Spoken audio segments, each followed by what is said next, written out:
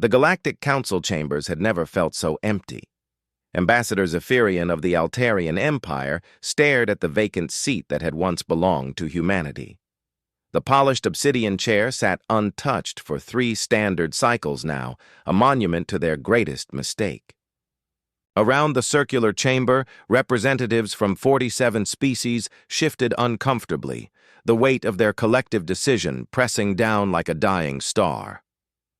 "The temporal readings are unprecedented," whispered Dr. Kethvar, the Council's chief science advisor. Her crystalline form flickered with nervous energy as she projected the data into the center of the chamber. Charts and graphs materialized in holographic splendor, each one more disturbing than the last. The numbers told an impossible story. Where Earth's solar system once resided, space-time itself had been folded, not destroyed. That would have been detectable. Not moved. That would have left traces. The humans had done something that violated every law of physics the Council thought they understood. "Explain it again," demanded Chancellor Vorthak, his mechanical voice echoing through the chamber. The ancient cyborg had led the Council for over 2 millennia, had seen species rise and fall, but this defied his vast experience. Dr. Kethvar's form solidified as she focused. 3 cycles ago, when we voted to exclude humanity from the protected species registry, their response was unexpected.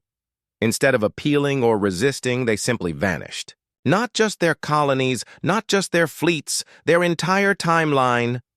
A collective shudder ran through the assembly. The Vraxians, usually stoic in their reptilian dignity, visibly recoiled. The gaseous nebulans swirled in agitation within, their containment suits. "Timeline manipulation is forbidden," growled Ambassador Thexmore of the hegemony. "The Treaty of Temporal Non-Interference was signed by every spacefaring species."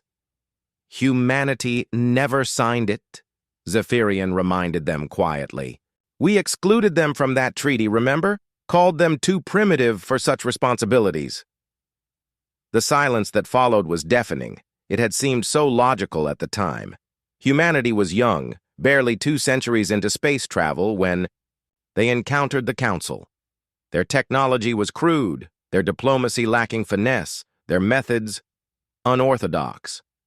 When the Syndicate wars erupted across 3 spiral arms, the Council needed unity. Humanity's refusal to follow standard engagement protocols had been seen as a liability. The vote had been overwhelming, 43-4, with humanity abstaining. Within hours of the announcement, every human ship, station, and settlement had gone dark. Not destroyed. That would have left debris, energy signatures, some trace of their passing. They had simply ceased to exist, as if they had never been. But the universe remembered them in ways that terrified the Council.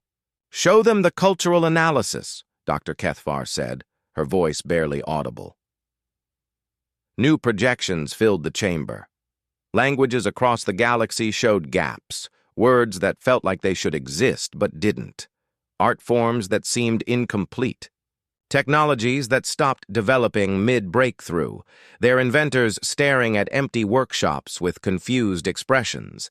The melody weavers of Proxima Centauri had lost entire compositions, left with haunting partial symphonies that made them weep without understanding why. The archive keepers of the Great Library reported millions of cross-references leading to empty data nodes, books that should exist, authors who should have lived, discoveries that felt achingly familiar yet utterly absent. "The children are the worst affected," reported Ambassador Silandra of the Empathic Coalition. Her telepathic race particularly sensitive to such disturbances.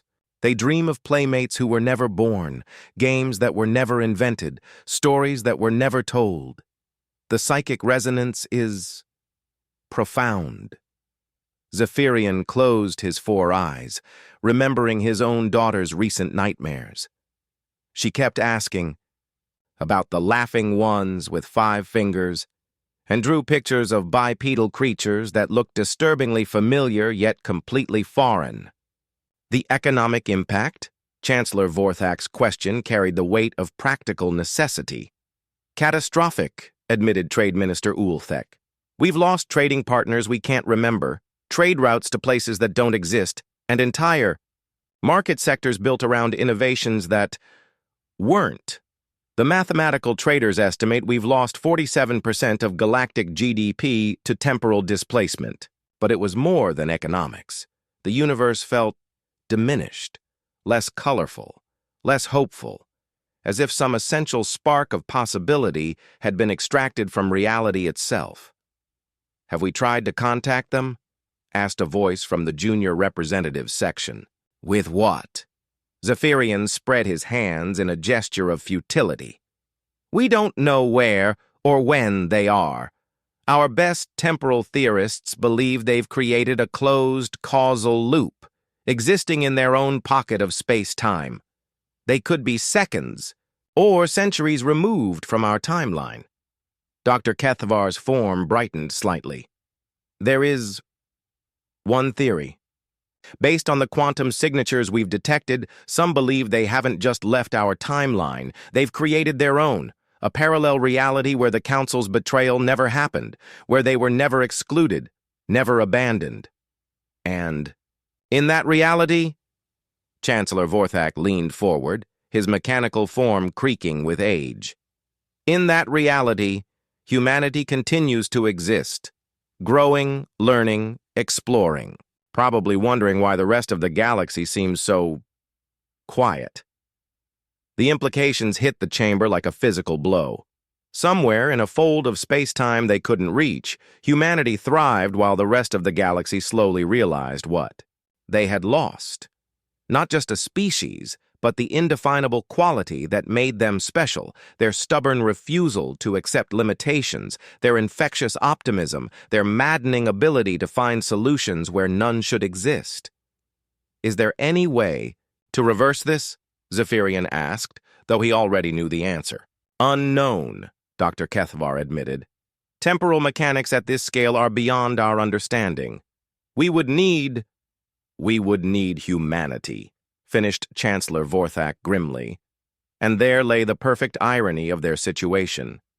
The only species capable of undoing what had been done was the very species they had driven away.